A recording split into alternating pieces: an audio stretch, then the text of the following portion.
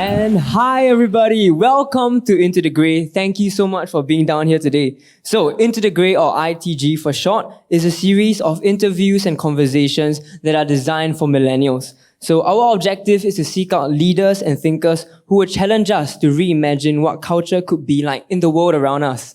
So I'm CJ and this is Damien, and together we'll be hosting this evening's panel. And we're so excited to have with us today John Carlos Arce Cabrera and Christopher Romain. Woo!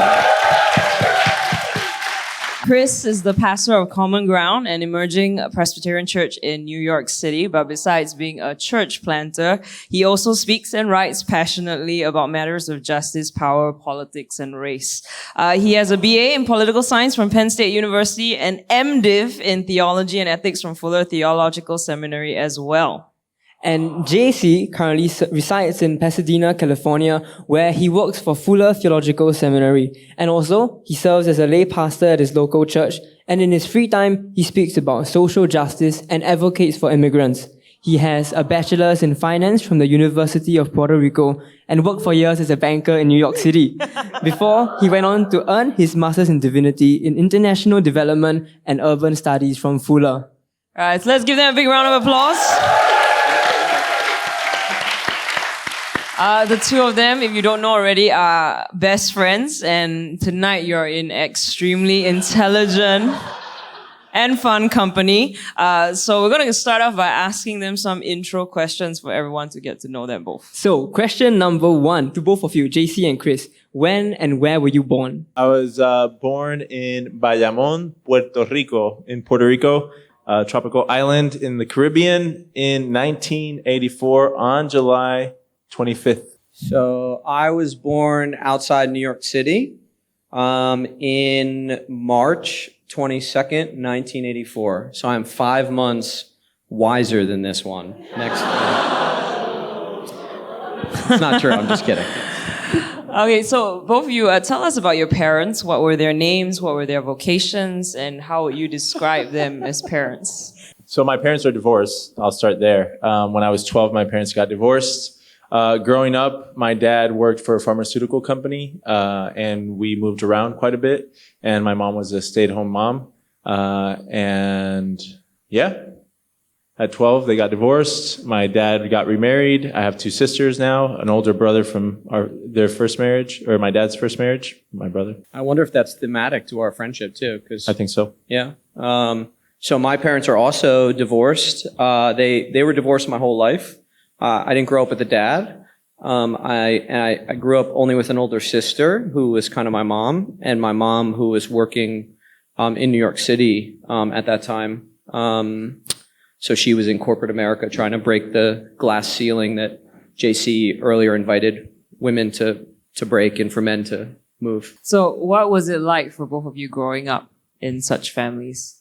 How did it influence you? My childhood was really difficult. I think I'm learning how to summarize that now as an adult, not dive too deeply, but there was abuse and substance abuse and other types of abuse. And my mom is brilliant, scored literally perfect test scores on her college scores, and is bipolar. So she deals with substance abuse and can bottom out, and then she can be like the CFO of a company for a long time. So like that. This is definitely thematic.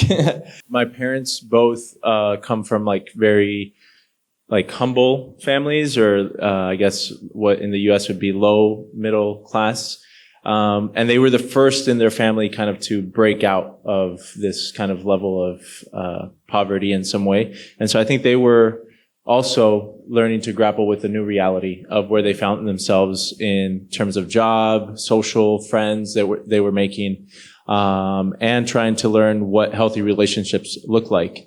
So on my mom's side, her dad was an alcoholic until my brother was born, and alcoholism and other things in terms of relationships outside of the marriage, etc. And then on my dad's side, his parents left him with his grandparents when he was 8, and they moved to New York with his brother and sister, but left him with his grandparents. So also dealing with kind of abandonment issues there. And his grandfather was also an alcoholic. So I think both of them did the best they could in terms of their own relationship and with us.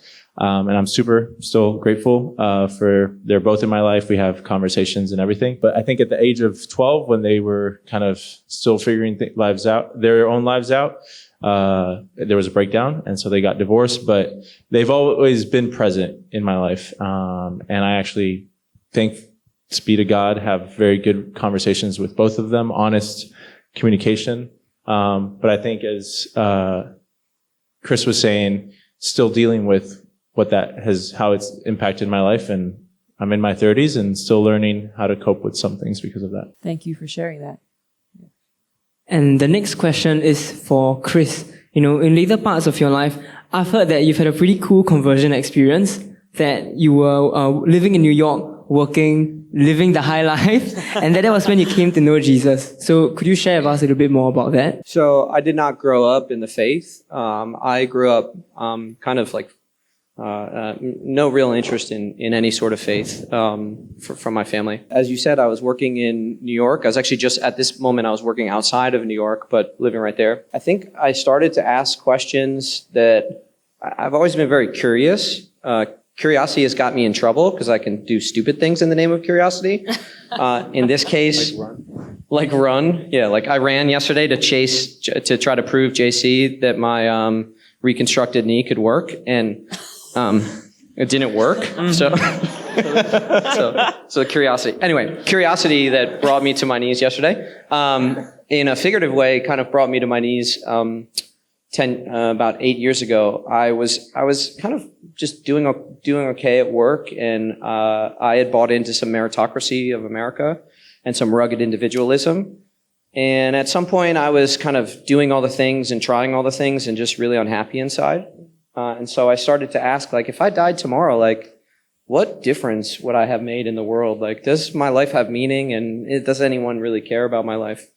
And that question brought me to a couple different places in the world, but also brought me into a church. And I would say the transformation that happened and continues to happen today started that moment. I didn't really know who was calling me into them, but it was God. At that moment. And I can look back and name it, but at that time like if you had asked me 10 years ago if I was ever going to be in a church, I would have laughed at you. And then somehow I just ended up, and it felt like this river, this flow, this current was carrying me without me much knowing how it was doing that. And soon enough, I'm like, committing my life to Jesus and leaving money behind and trying to reconstruct my heart at the most foundational level. So that's probably the way that I found my way in. I'm quite curious though. Like, what were you doing at the time in New York, like specifically? Yeah, so I graduated from Penn State with political science degree with an emphasis in international relations, and I studied business as well. I did not use my degree at all. I went into a completely different trade that I ended up just being good at. Logistics and distribution. So as Amazon.com was growing in its popularity, there were a lot of companies trying to get into it. And I was just serving as that kind of gatekeeper into the shipping and the marketing of product on Amazon. So yeah, it was doing this, and then God was like, nope, that way. Actually, yeah. Yeah. Right into his arms. That's amazing. You've only been a Christian for 8 years. Oh yeah, I'm a baby. Yeah, wow.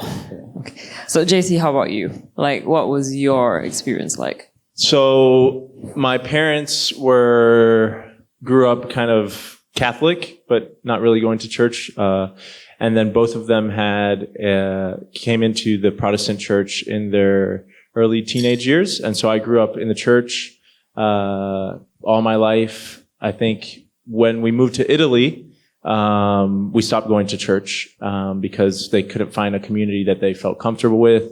And then I attribute a lot of the breakdowns in some ways to kind of their walking away or not engaging with a community that they could be held accountable to and kind of build into their life as well. But when we moved back to Puerto Rico, started going back to church and youth camp, and I would say it was 16 when I got forced to go to a youth camp retreat.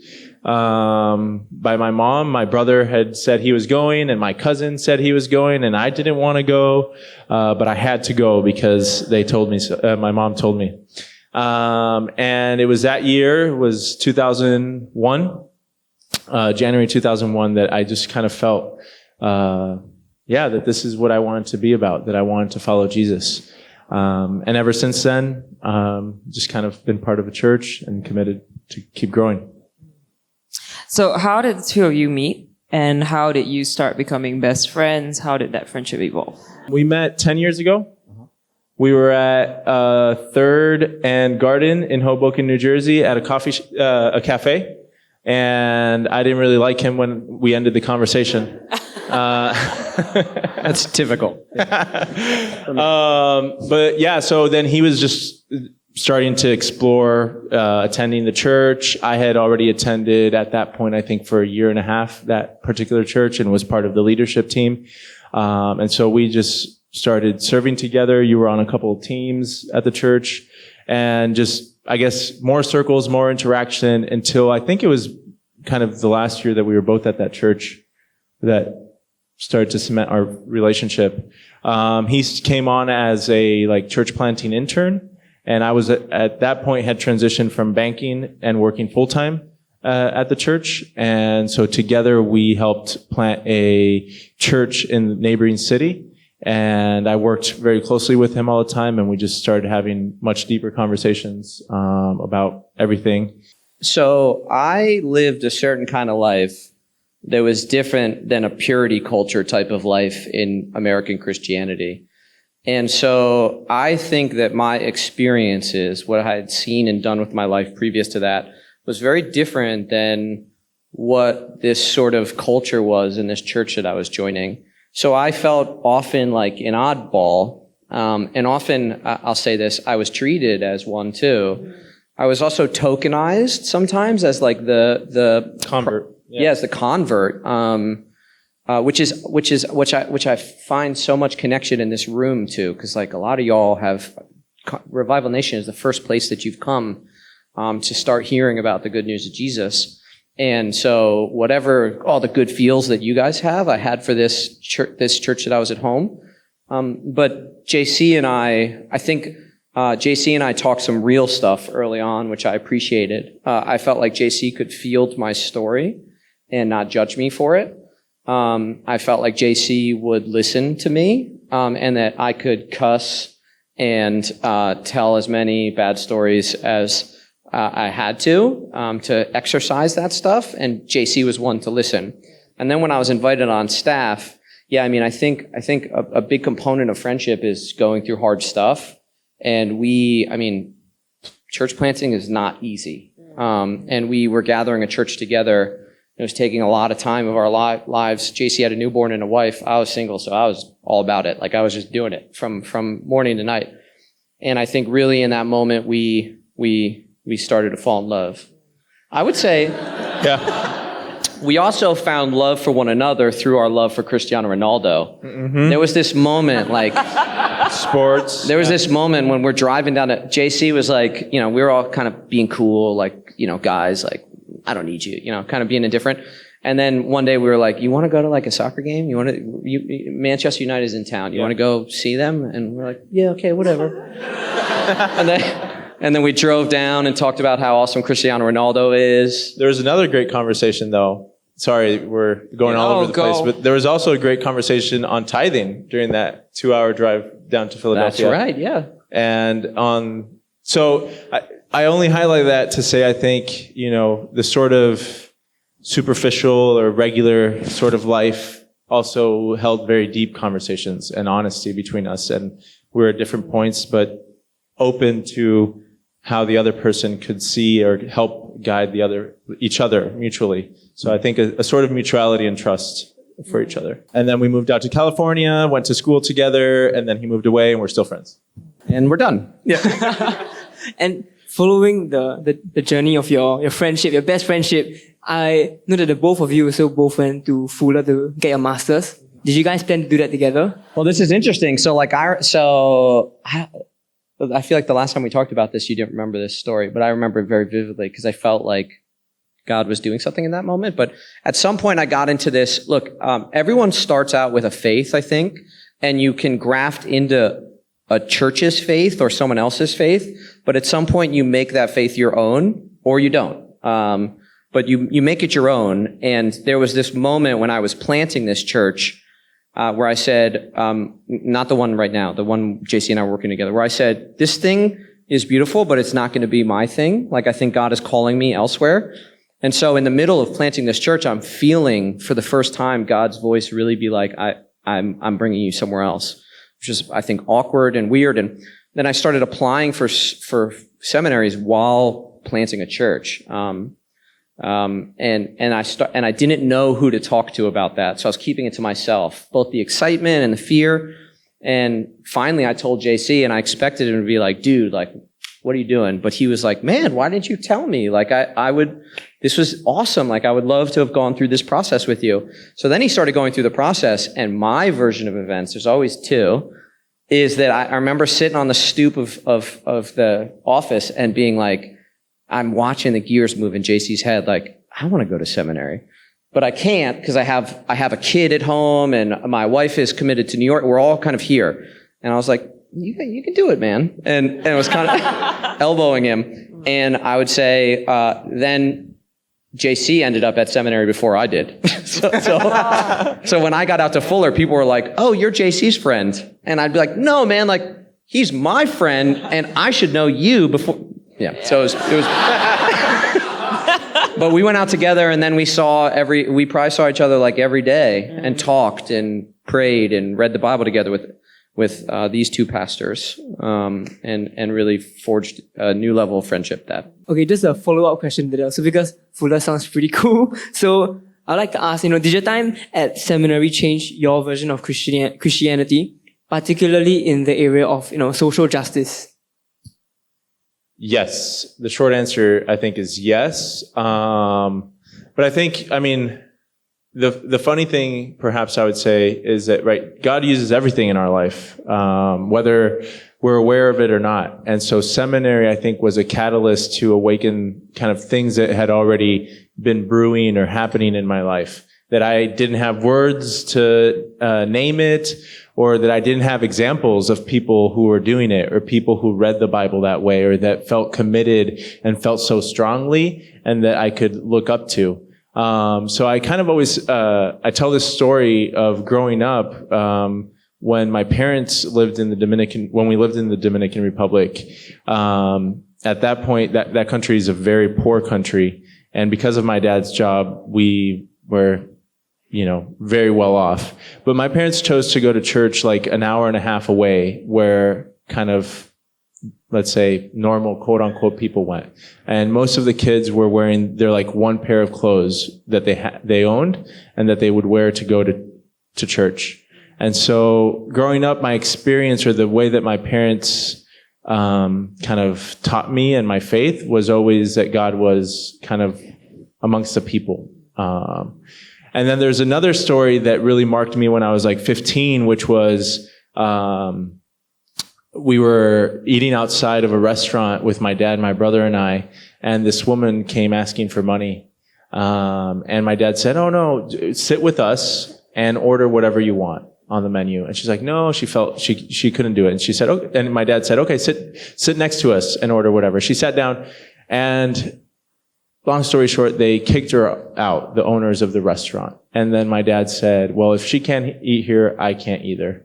And so we got up and we left. Wow. And so those stories were there, but I'd never like placed them as kind of core things that were putting me on a trajectory towards social justice. And then at seminary, I got language, I got examples, I had professors that modeled how social justice isn't this thing that is like one compartment of your faith, but that justice is the gospel. It is the good news to all the people of what God is doing. Yeah, I'd say far less eloquently than he did. Like it obliterated my faith and then rebuilt it. So I think there are often like one-liners that are easy to grasp hold of to make sense of faith early on. And then like Jesus is like a active agent of confusing those sorts of one-liners. And so what seminary does is you get there and you're like, I know the Bible. And they're like, do you? And then you read the thing that you were convinced that verse said, and you pull out the cultural assumptions that were given to you when you read it. And it forces you into like a deconstruction. I would say one thing that seminary has done and that has continued to pay dividends today is it forces a mirror on your assumptions about humanity, and you realize that you have to be careful about the agenda through which you articulate your faith and you read the Bible. And so seminary gives you that muscle, and then hopefully you never stop using it. So you continue to learn that which you didn't know before. Which is odd because a lot of people when I come out of seminary, especially as a church planter now, the posture of others is like, well, what does the Bible say? Tell me what this verse says. I'm like, I don't know. What does it say to you? Let's talk about it like as a group. And I think seminary did that to not give pat answers to faith and life and love and neighboring and friendship and all of those things. So going on from that, the topic of social justice, which brings us to today, which is all about Bromantic. So our aim this evening is that through our discussion here today, that we will be able to create a vision of healthy masculinity that everybody here can be inspired to live by. And what we mean by that is that, what healthy men should look like, what healthy male friendships between men could be, and how we as men can create space for others with less privilege and voice than we have, whether it's for women, for people of other genders, or people with less power in general. So let me kick this off by saying it is a challenging time in the world to be a man, with Me Too, Time's Up, the gender pay gap getting such airtime nowadays. Expectations of men are changing quite a bit. What was once acceptable is no longer acceptable. What was once considered good qualities a man should have are now in question. And a lot of it is a good thing, but it is also challenging for guys, I think, especially in church sometimes. So let's start off by asking you, what are some of the tropes of being male that you were exposed to growing up, both the healthy and the unhealthy? I can start with some unhealthy. I remember at 4 years old going to my aunt's house, and unfortunately patriarchy can be perpetuated or put on men by women as well, because everyone just buys into the lie. And I remember going there, and every single time all the women of the household would ask me, how many girlfriends do you have? And start almost nonstop imposing the sort of idea of that a healthy or good guy has lots of women. To be male or a guy is to have multiple relationships and to be attracted and to attract as many women as possible. And the ironic thing is that very same idea is what has broken up that side of the family with men having extramarital affairs. But everyone had bought into it. So I think that's just a small example of kind of a bad way of kind of the sort of environment that you grew up and what it forms. Did you feel like you were very aware of it growing up, or do you think it was just something you kind of were and were not and bought into it and ran with it? At that young, I think it was really uncomfortable. It was just, I won't get into details. It was just really uncomfortable of the way that they treated it. I think growing up, then I kind of bought into it in my teenage years. Yeah, it was fun. It was, all these sorts of things, to the attention that you can get, that you want from different relationships and hanging out and all these sorts of things. So I think I bought into that later on. And it's not until, I got married pretty young, but I think it's not until you start reflecting on how it forms you, or I would say deforms you, that you start realizing kind of the long-lasting effects that it has on you in terms of how you treat and see women. Yeah. Chris, how about yourself? Yeah, I think a lot of the answers to that question came, or some of many answers came in JC's sermon earlier today. So I saw all y'all taking notes, and that's a good thing. I'm gonna listen to that sermon again. It was really nice. And to the point that he just made. So my social location's a little more complex. I was not raised with any healthy males. In fact, I was raised with unhealthy males that were absent from my life. So I was raised with a mother who is like a bleeding heart feminist, as she would claim, and a sister who is a strong, kind of nurturing sister. And so I feel like I have a developed feminine side. But also, to JC's point, those two women raised me to be a man that takes care of other women. So they, in their abandoned state, were teaching me that I should not grow up to be the guy that my father was. But so the internalized patriarchy was even amongst two women who were going out and really fighting against the current of Americanism, which privileges men. So I grew up, I would say, like, as a feminist, but I didn't know how off actually I was about that, because I thought that it was my job to be the strong one. So when we address like what sort of internalized maleness was, like a total lack of vulnerability on my part, an intense level of shame from abuse that I came from that I would never let anyone see, because the way that I had been raised and then the way the culture affirms it, you don't show your weakness. And you just get through it to get to the top of whatever ladder you need to get to. And that is the realization of maleness. And we see this in like the current administration in America and lots of administrations, right? Like the sort of model of maleness is not weakness, is not strength through weakness or vulnerability. It is hiding all of those things and just brute strength. And whether that's violent strength or just resolve. Like, I know what I'm doing. I know where I'm going to do it. I'm going for it. Yeah. And I think much more, for us guys, I think females are much more advanced in this. Guys are less willing, I think, across all cultures to say, I'm really scared. I don't know. I haven't figured the world out. A lot of expectations put on me, and I don't know that I have the shoulders to carry it. And so I think my undoing through counseling, through spiritual direction, through community, through learning from women, is to take that mask off and say, I'm not the guy that I thought I wanted to be for so long. Like, I don't have anything figured out any more than anyone else does. And in fact, I need a lot of help. I feel that really takes a lot of like courage and experience to build up and be aware of. And I just want to ask, like, before you became aware of that, did these negative tropes leave any lasting impacts on your life or your relationships in the past? Yeah, I think that I have caused a wake sometimes in life, in other people's lives, in my pursuit of getting to the top. Often one's travel to the top is at the expense of someone's head getting pushed down. So I was trained in lifeguard. I was a lifeguard, believe it or not, in high school and college. And when someone's sinking, you don't swim to them. Is anybody a lifeguard in here? Anybody? Cool.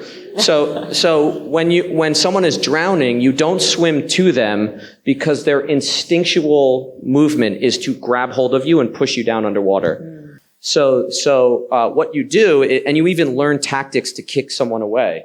Which sucks while they're drowning. But the idea is, like, you can both drown or you can learn to kick away and figure out how to help the person from afar. But so when it comes to toxic masculinity, it often comes at we're all kind of in the ocean trying to swim.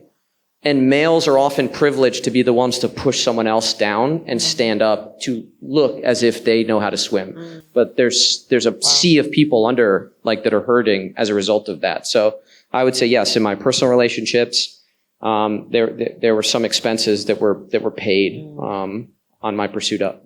Yeah, I don't know if it's 100% related, but I think it's this, also growing up in Christianity, the idea that when you get married, everything is solved in terms of kind of either your own self problems or your attraction or anything that has to do with sexuality, so suddenly when you get married is solved because you're married and you have that ideal partner. And then there's like a sort of an ideal of what being married is that I think is unhealthy and is unhelpful. And that you kind of, to be honest, you idealize that being married, sex is the most important thing and the best thing, and it's going to be perfect. Because I think society or patriarchy puts a sort of pressure on men being kind of moved and driven simply by that one thing and the sort of satisfaction that comes from that one thing. And I think that unhealthy view of relationship and of intimacy and of what it really means to be intimate and close with someone is something that I've continued to have to deal with and unlearn and learn what it actually means to have a good relationship with my wife and what is actually lasting and will last as our own bodies start to change, like not ours, my wife and I's bodies start to change and we get older, and these sorts of things that I would say patriarchal Christianity has put on me is that those things aren't lasting. There's other things that are truly what it means to be intimate and close with a partner. And so then how do we figure what that really is? Can I add that Yeah, real quick? add. So a name that everyone should know and listen to and read is Dr. Brene Brown. She is a fantastic voice that is cutting through the fat of shame right now. She's based at the University of Houston, America, but she's becoming world-renowned for addressing the sort of shame that is thrust upon us that we're not allowed to show to others. Like most of the pain that we feel, we've inherited from things that weren't our choice. Like I think it's important to say when we talk about shame, like my abuse is not because I'm defective. Like someone else put it on me, right? And so like probably the healthiest thing I could do, the most Jesus-like thing I could do is own it and talk about it. But I spent 32 years running from it because I didn't want people to think that I was defective, right? Like it's a really ugly lie that we buy into. Okay, that lie, I would say, at least in American culture, can't speak for others, but you carry that lie into all sorts of relationships, most especially your married relationship. And so a male is taught to sort of expect something of a female in American relationships. And even more so, my family, my dad's side of the family is from Venezuela, so this South American machismo, I don't know if you've heard that word, but like strong male kind of patriarchy. So a male thrusts all sorts of expectations on a female that he himself is not willing to own. Like, you need to look a certain way. And then the female adopts it, and the male continues to put it on, right? Like as you noted today. So my wife and I are in counseling, and we're in counseling because the sort of expectations, it's good preemptive counseling. The sort of expectations we both brought into the marriage are not actually what we are to each other. And all our counselor keeps telling us is like, it's good. Like, you know that that's good. You know that the expectations that you brought in were like false anyway. So like, see Chris for who Chris is. And Chris, you see Jill for who Jill is. And all the third party who's got training in the Brene Brown type like shame is saying, your masculinity, Chris, expects something of Jill, but that's totally unfair. And Jill, you've always wanted to work really hard. Why are you expecting Chris to be like the breadwinner? Like, I don't know if you know, but church planting doesn't make a lot of money, right? So at least not American, unless I'm like Joel Osteen or Joseph Prince. Yeah, and then, yeah. We'll Anyway. cut that out later. Go on. I'll bring it back. Every segment from now on. But I'm saying I'm not going to have a TV deal where I'm going to make any more money than I'm making as a church planter, right? And so the sort of counseling is saying, look, you have some narratives that you've bought into and brought into your relationship, and you actually have the potential to damage the person you love most. And it's good to undo those things in the name of Jesus. And then where our friendship comes in, that is that he's actually the one person that I can kind of share my worst self, my darkest self, the parts and thoughts of me that I wouldn't share with anyone, and that if I shared with others, could even hurt the people I was sharing it with. And so I think that that's also kind of the factor of breaking with the way of thinking, is that now I have a friend who I can be vulnerable with, and I can say things that I wouldn't be able to say to anyone. And I know that saying it won't cause, that he won't shame me for saying it, or shame me for having thought that, or felt that, or done that. But that in him, I actually have someone that will embrace and talk with me and listen to me and ask me questions and give me scripture and all the good things to help me through that. And so I think, especially as it comes to relationships and these sorts of topics, it's having someone that you can just be completely honest with. Because a lot of times people have this perception that guys doing better at being guys is about making life better for women, but really it's good all around, right? Because it's helping you guys to progress, it's helping everyone else to progress, it's a healthy thing. So on that note, I also want to kind of build this a bit further. What was the process of you, both of you, even coming from backgrounds that you do, right? Because you don't fit the typical necessarily like rich white male kind of narrative, but at the same time, you do move through this world, like what you said to me before in a phone call or something, that people perceive you as white. And so that comes with a certain layer of power and privilege. And how do you get to a point where you realize that you do have unearned power and privilege, and that it's something you have to be conscious of and something you have to make space for others with? Not to be oversimplistic, but I think it's God's word, right? It consistently talks about God's preferential treatment to those who are on the margins, those who are taken advantage of or cast aside by society. And of those who do have power and those who do have privilege, how do you surrender that to Jesus? How do you surrender that to God, so that it's not something that you think suddenly you're good enough because you've achieved a certain level or because you were successful? So I think at the center of the gospel is, it's not about me. It's not about me kind of being satisfied or reaching some sort of level of recognition. It's about, if you have that recognition, if you do have that privilege, if you do have that influence, then how do you give that to God to use it, that God would use it, not that you would get kind of glorified for it, but to use it to benefit other people.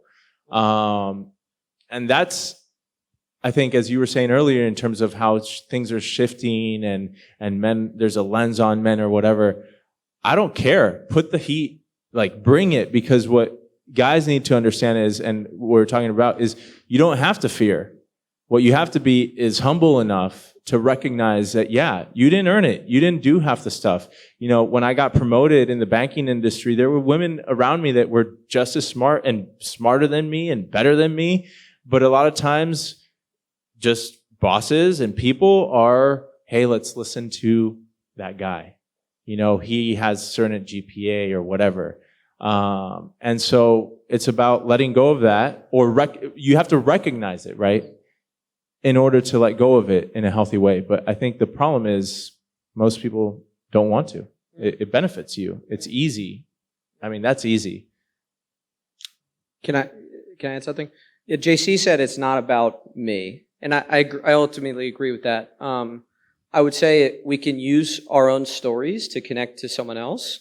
So like, I would say, and this relates to our friendship, like every one of us in this room wants to be seen. Like as our authentic self, without faces, without posture, like we want to be seen and accepted. Like the heart of the gospel is that you are seen and accepted and included by God. A God who looks at you and says you're enough, right? But how many humans and structures that humans build do that? Like very few, right? And so I think my journey towards a more just society, whether it be LGBTQ inclusion, whether it's the fact that Black Lives Matter in white America, or anything in between, is that I needed to reconcile I needed to be honest and self-aware of the moments where I felt like I wasn't seen and I couldn't be myself. And wow, these people, fill in the blank, right, are not being seen. And we as an institution, as a church, are the ones who aren't seeing them, who are saying, come differently to our space, and then you could be included in the gospel. Leave your sexuality, leave your gender, leave your sort of whatever it is, leave it behind and come into this church and play by the rules, and then you can be accepted. And I felt that way too. Maybe not to the extent that someone who would be a queer person in America did, but in my own ways. And so I think I needed my story to go, wait a minute, I recognize what's going on in you, and I need to empathize rather than buy into the hierarchy that would put me above you. I think you're saying is, unless you deal with your own pain, your own suffering, your own needs, and are honest with them, it's going to be really hard to be able to empathize with someone else and see their needs as important. Yeah. Yes. Yeah, because you raised something interesting when we were having a conversation last night, which is that everybody wants to belong. Everybody has had a moment in their lives where they feel like they don't fit in, like they have to fit into a box to be acceptable. Unless you're a sociopath, which hopefully most of you here are not. But there is a way in, because we were talking about this, like, do we need to be oppressed in order to understand being oppressed? And really everybody has at least some monicum of like experience of being left out. Yeah. And I think that's really amazing. But we have to make that tie to that, oh, if I felt this way, then someone else is feeling this way. And for the both of you, and to come to this level where you are self-aware of your own masculinity, your own identity and values, how have you worked through this whole process of envisioning your own version of masculinity for yourselves?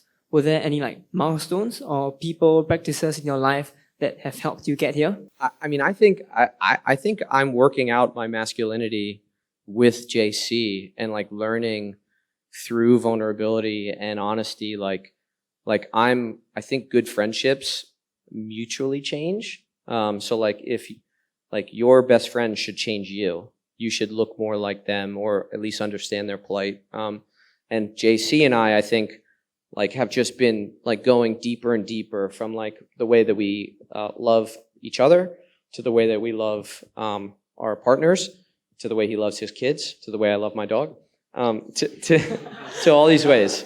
I think that it's through my, I think it's through my marriage and through JC. I would even maybe say like first through JC, then learning my marriage, what it is to be like less toxic in my masculinity. Like I don't know that if not for this sort of friendship and the vulnerability that we've shared, that 5 years ago I could have gotten on stage and said like, I come from trauma and I come from abuse and I'm a work in progress, etc. And going back to kind of the acknowledging kind of the benefits that you get without having earned them. You can read that in a book that says, society benefits men over women. And you can either ignore it or you can take a posture of listening. And I think that for both of us, it's been accepting, okay, we don't have it figured out. We often don't have the answers. And when it comes to masculinity and patriarchy, it means listening to women more often. It means reserving judgment in order to understand, or at times not even saying something and letting what a woman has said stand, period, end of story. So those are, I think, practices as well, and catching yourself of, just a small thing. The team at where I work is the boss is a guy, and then the rest of the team, other than myself, is a woman. And I'm always constantly trying to be aware of, is what I'm about to say, like repeating what my colleague just said? And when is it proper or not to speak or not speak? Because we all feel like we have something good to say and to add to the conversation. But sometimes, especially as guys, you just need to shut up and you don't really need to say anything else. Well, and I think in America, guys really, like not in a benevolent way, like in a good way, like filters, process things with women because they know that they're safer. So a lot of guys have female friendships to kind of like unload their toxic masculinity. But then that's in lieu of having a guy in their life that they can say, hey, like, are you going through the same things I'm going through? And it's like females in America, my wife included, are like far more emotionally advanced, like have a much higher EQ than I do. And so it can be easy to kind of say like, woman, help man. Right. But I think there's times for that. I also think it's like, we, like men, really need to get like super honest about our struggles, or we're going to pump out a bunch of unhealthy males. And I think that's really great. Like whether it's a posture of listening, being honest to yourself. I feel when you do that, you kind of like end a vicious cycle. You start something positive. Like just to share a bit more, like personally, I'm currently serving my national service. And one of the struggles that I face, the things that I see is that it's common to see sexist, racist, or even homophobic talk because it can be quite overt when especially everybody's guys. So when I was going through basic military training, there was one thing that I really remember is that we were all doing physical training. So we were all on the floor and, stereotypical military, we were all doing push-ups. So there was one guy in my section, he really struggled. So at a point of like 20 push-ups, our sergeant saw him, he was like shaking and he scolded him in front of everybody. He said, "You don't belong here." These kind of talks, whether it's shaming somebody, making vulgar jokes about girls they see on Instagram, do you have any advice to the guys or even the girls here if they find themselves in a situation like this where, people are being derogatory, guys are being derogatory, what can we do? So we love giving out more books to read and authors, but she's a social psychologist. Her name is Christina Cleveland. And she talks about that a lot of times those comments to like make fun of someone else or to say something offensive in a group is because you are trying to build a bond with the people who are around you. And it's a quick, cheap way to kind of feel like, oh, we're friends, look, they're not like us. And then we build a bond off of this cheap, mean, awful sort of comment. But what is really at root is that you're trying to belong, to create intimate friendships, but you do it at the expense of the other. And that's where I think the gospel just flips that on its head and says, no. We all belong. All these differences is the body of Christ. And so that person that is different, we are in some way connected to them and kind of responsible to each other to be the image of God. And so then how do we catch ourselves from just kind of quick, easy, cheap comments and making fun of people just to feel better about myself or to feel better together, and so that we can actually see people for who they are. Yeah, I'd say amen to that. Like, what if we lived in a world where like our likes and dislikes were perfectly accepted? Like what if guys liked, like at least in the sort of toxic masculinity that early on you buy into in America, right? Because a lot of this stuff, again, is put on us at an early age. Like, what about the guys that don't like playing sports? Like, who cares? Like, I like to do X instead of play sports. You know what? I don't really care about working out when I'm 25. Like, I would much rather do something that, right? It's these sort of gender roles are so thick in countries like America, and from what I've been observing, it seems like Singapore, where there's like, guys do this and girls do this, and guys feel this way and girls feel this way. Well, what if guys feel the way girls feel? And what if girls do the things that guys do, right? And like America has a terrible men's soccer team. And like our women's soccer team just like keeps winning the World Cup, and they're getting paid a fraction of the men. And it's like, what do we talk? Like, we're privileging terrible male athletes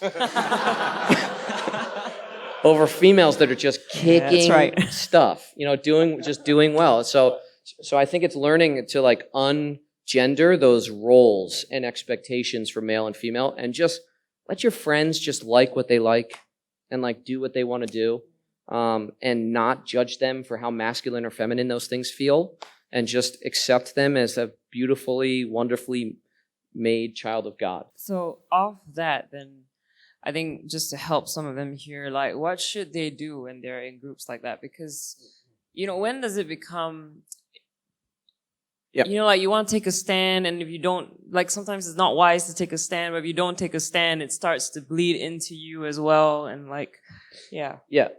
You want to go? So I think you need to take a stand, full stop, right? I think, here's what I think. I think sort of the social justice juices of our day will tell you to go out and like be a prophet and like lose all your friendships and like tell that person off and whatnot. And you know that there may be a time for that, but we have to find our voice in this. And so like don't expect your first attempt to decenter maleness to like go well, or your second or your third or your fourth or your fifth. I would say pay attention to the moment. Here are two really good options. Speak up exactly in that moment when there's toxic masculinity to the person. Or if you're close enough to the person, pull them aside. Like the things that I've learned from JC when I've put my foot in my mouth have moved me as a human being, and I hope that's reciprocal. And so, but I think you need to spend time finding your voice. And so, yes, speak up. And then maybe later that night you'll be like, that went terribly. Like everyone hates me now. Okay, keep practicing that muscle. Like the way you work out or the way you play an instrument, like your first go is not, you don't have the science down, right? You got to try it out. But you cannot be a passive witness to things that are happening exactly in your orbit, because that's where the gospel comes right in and says, sibling, do something. There's no greater love than this, than to give up your life for your friend. Do it. And you'll find your way in. And most importantly, God's Spirit is in that space. Like compelling your heart forward. Like what the beauty of God's Spirit is, like God's Spirit flows in through JC today, flows out into his words. That all got into your soul. And next time there's going to be something that presents itself, you're going to go, JC told me about this, and you're going to try out your voice. And I would say, however that looks, start somewhere. Yeah, and that's so good. And I love that you said, don't be afraid to go once, twice, a few times before you get it right, or never get it right, or get it right later. Yeah, because I think one of the things we face in Singapore as a culture is we are so non-confrontational. We'll try it once, and if we fail, we feel too embarrassed to ever say it again.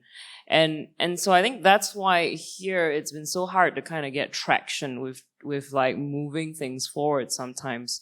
So we want to talk about culture a little bit right now. And I'm interested to know, like, what are some things that you guys have done in your communities and in your churches to help move things along? And if you can, I don't know, bring in any part of that helps people who are less confrontational kind of work through getting to that place. What can we do here that you think would be helpful? I think a key part of moving people from where they are is stories or relating to someone else's story.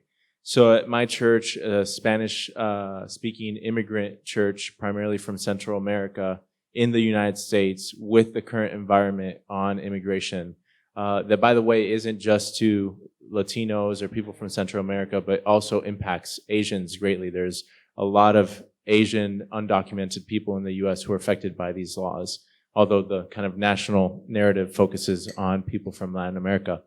But in our church, as this new administration came into power, people feel shame and fear to speak about being undocumented. And although we were, as a church, kind of the people being impacted by this narrative and by this awful, demeaning rhetoric, people wouldn't say much. I think some of the things that have helped us move to the place where now on Sunday, we'll speak about it and talk about it. And if the president announces that there's going to be a raid and they're going to go after people who are undocumented, I start handing out cards that say, know your rights. And our pastor will read, a paragraph on why as a church we stand against that sort of treatment, is because there were two young men in our church who got there when they were 12 and 14, who traveled from Central America to be reunited with their mom at her church. And that real connection to their story, and then through the process that I was a part of translating for them and whatnot, to help them get a stable status, kind of brought everyone to say, oh, we don't have to be afraid. We can show that we're vulnerable and we can do something about it. There's things that we can actually speak up and do and start changing the narrative. And since then, what I would say at our church, a church that never really talked about this that much, now we've had, and there's kind of a ministry that I work with, and now there's probably 6, 7, maybe 10 families that have gone to lawyers that we're working with, that we have either a solution for, or if we don't, we know exactly what we'll do if something goes wrong. But you've brought light to it, and it's because they saw and related to the story of the boys and recognized that they could also be as fearless as these 2 boys were and vocal about where they stood and what God said who they were. That their undocumentedness or being marginalized by society isn't actually who they are, that Scripture says something different about them. So I want to preface this with, I am profoundly pessimistic. And I call myself a realist, which is just like code word for pessimist. So I say that as a preface, right? To say, I am convinced that we have the ingredients for a just society in the world, we as a species. And I think the gospel takes those ingredients and makes it a meal, like puts it together. And I think the way that it's best modeled, to bring it kind of back to friendship, is the way in which I empathize with JC's story through our friendship, and JC's story empathizes with mine. I think the way that I've chosen to see JC is a way that compels me to see other people with the same empathy and the same willingness to learn and understand their plight, as hard as it may be and as strange as it may be to my story. So what Jesus does constantly in the gospel is Jesus always walks away from the power and to the powerless, and then gives us today a narrative of what the powerless are going through, which JC gave us today in this sermon, right? And so when we're trying to figure out like what to do as a people, I think it starts with, I think the way I should be as a human being in the world is modeled in my relationship with my wife Jill, and is modeled with my relationship with JC. Like, force myself, my thick skull, to understand the other, because I am convinced if we're near enough to the other, we will take on their story as our own, and we will fight for them. The problem is we often, and this is like, we learn this, Fuller has a psychology school, so a lot of our theology and psychology like overlap. We humans are leave culture aside, we're neurologically built to not work to understand the other. Like, we are pack people. So we want to gravitate towards the things that make sense to us, and dissonance is something that our brain doesn't want to engage in. Right? And so it's easier to say, I'm just not going to understand this person. We never actively say, right? We're all pretty good human beings. We're all trying.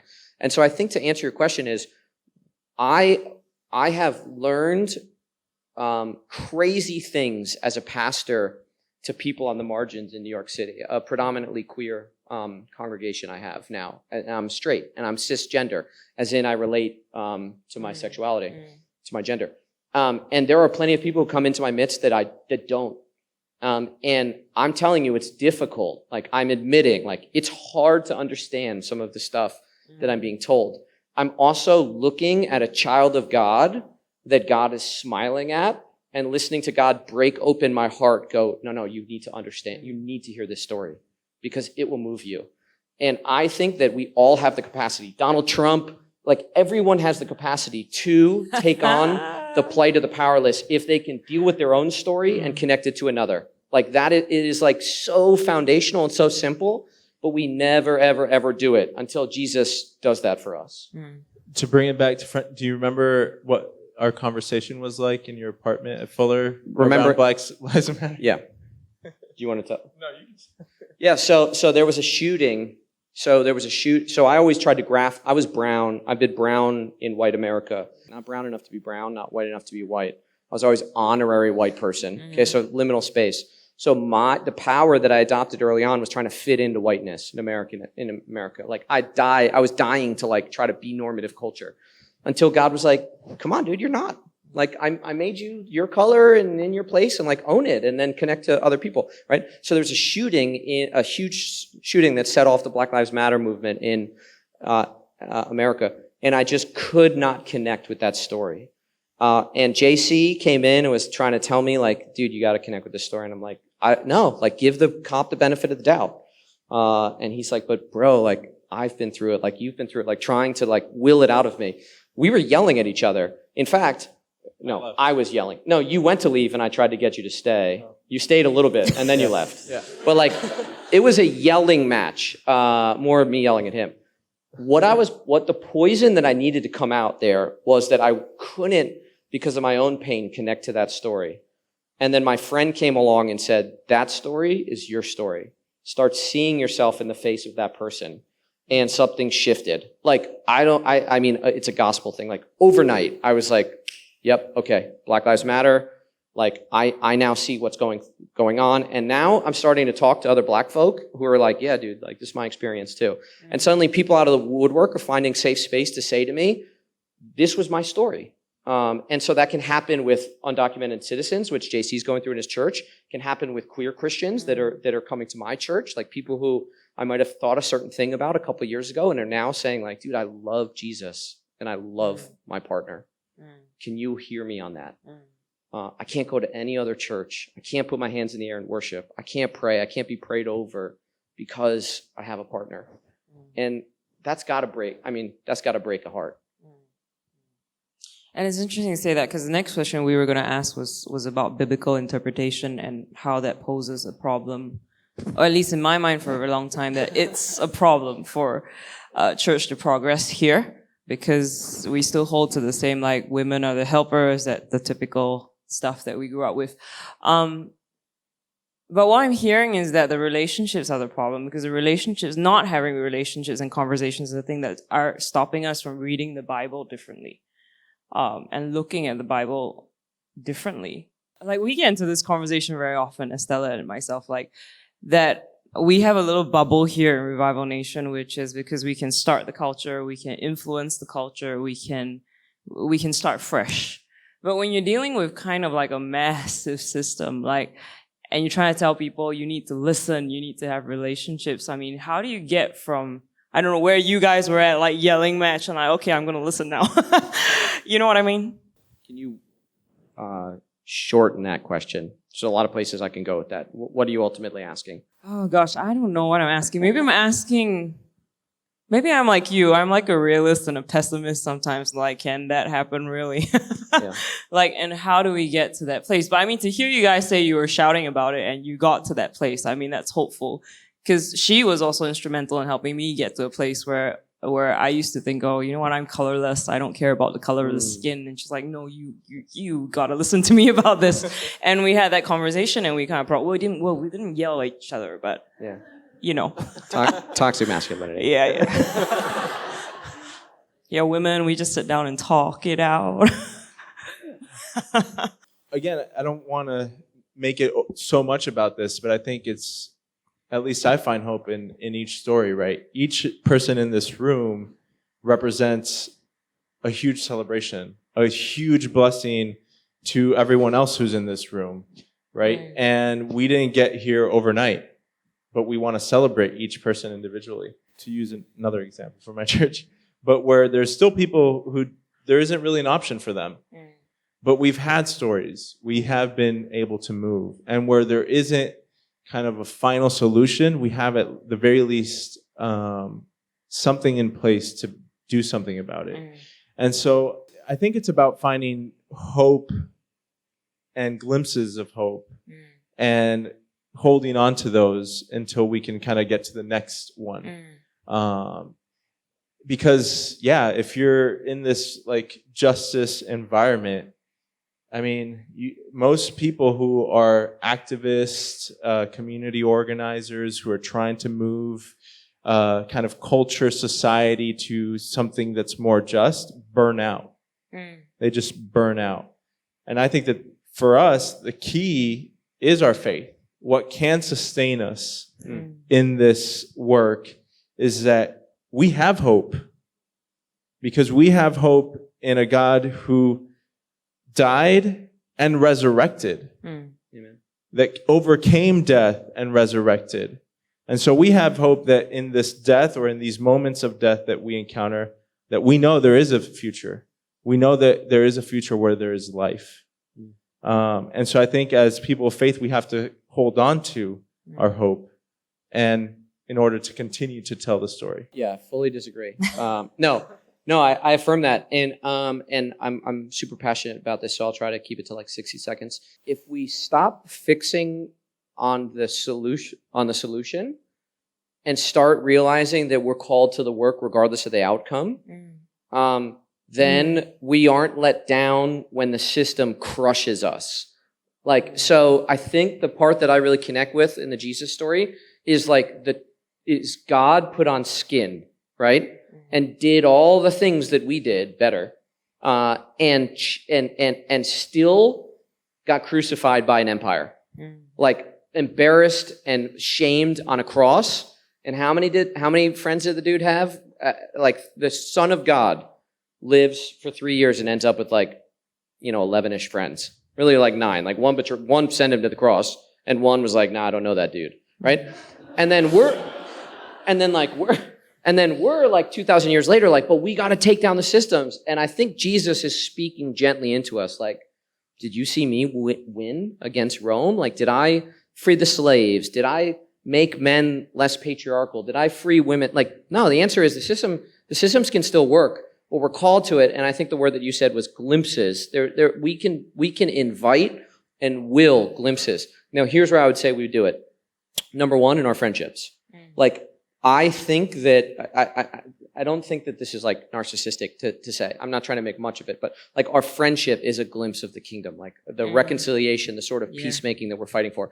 But I'd say more importantly, the network of friendships in a church. So like, I think that one of the most meaningful things that we can do to change this world, and I don't mean to win the world, but to change it, is to gather as a church of friends who come together vulnerable, honest, and proclaim the good news of Jesus Christ over and over and over again when bad news is oppressing us. And we become a place where people are walking through our doors going, this bad news is crushing me. And we go, child, come in, and you're a part of us now. And this little church will never change the bad news of Singapore. I hope that doesn't sound like bad news to you, that like you're not going to change the world. But this church is changing literal lives, the lives that are sitting in these seats and lives to come.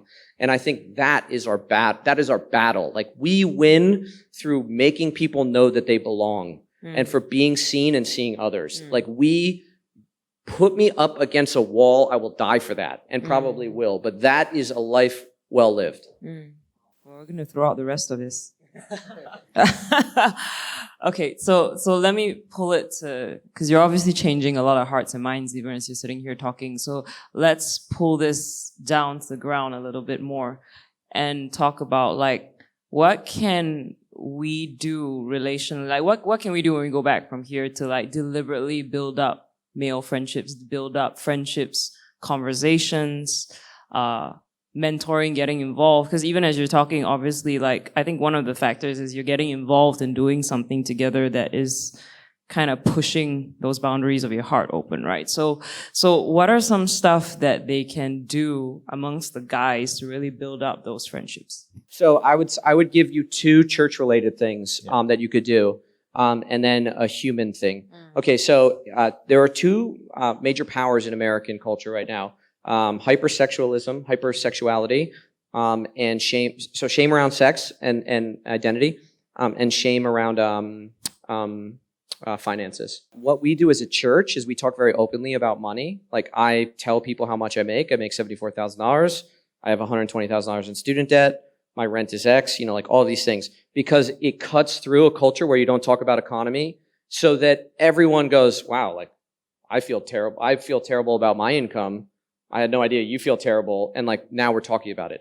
The other thing that's happening is, so one is we're going to start an economic shame small group in our church. And we're going to actually name our salary, because the powers that caused me to go to Penn State and accumulate $80,000 worth of debt is to some degree like not really my fault. Like, I thought that was the way to get to the top of the ladder. And so I incurred a bunch of debt, and that's what the world told me I needed to do. Well, I feel shame about $80,000, but our generation is strapped with education debt. Okay, so one is education shame, small group. Another one is your sexual narrative. That there's a group at a church called Riverside in New York that's invited us to participate, and it's small groups to talk about your sexual history. Like, everyone's going there to admit, like, this is how or when I lost my virginity. This, like, the sexual trauma that I've been through, the way I've been told to think about the other sex or the same sex. And that is a profoundly awkward conversation, right? Like this room is dead silent right now. But I think it's like these powers that go unspoken are things that should be spoken. And like Jesus is like, no, I'm going to stop the whole crowd because I want to know who touched me. Like it matters to not only cure you, but to name it, to like bring it to the surface. So whatever the cultural like zeitgeist is in Singapore, I would say like cut it with a knife as a church. Number two, I would say if you could get guys to go together to a coffee shop or something and just be like, dude, cafe? Yeah. Shit. Cafe? Yeah, coffee shop is different. Coffee shop is different. Okay, so you could go to a coffee shop too, but maybe go to a cafe.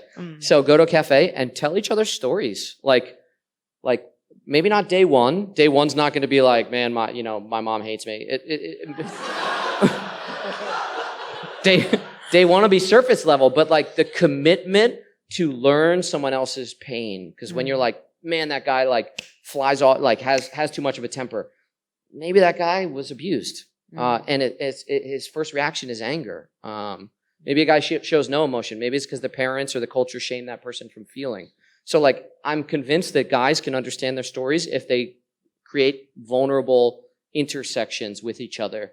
But that is something, I'll say this, last point, you actively have to do it. It does not come naturally. You have to commit in the name of Jesus, telling your vulnerable story and showing your true self so that someone else can see you and understand you and you can do the same for them. That was so good. Time just went by. I think we should wrap it up. You want to end with the wrap up? Sure. So, our concluding question, if you could leave the guys here with one motto, be it like a punchline, a bro code for us to live by, what would it be? What would it be? Live your best life. Live your life. Jesus is my bro. Someone is wearing a shirt that you actually gave to her that says, can I read the quote? I'm sorry, I forgot your name. Can you stand up? Sorry to point you out. This way I can't read it. None of us are equal until all of us are equal, right? And I think that currently, the way society is built up, even the church, us men have a lot of privilege, a lot of power. And what I would say is evaluate how can you deal with that, think about it, reflect on it, so that we can make a more equitable society. And then I'll use my own shirt that says it doesn't have to be this way, right? It doesn't have to be.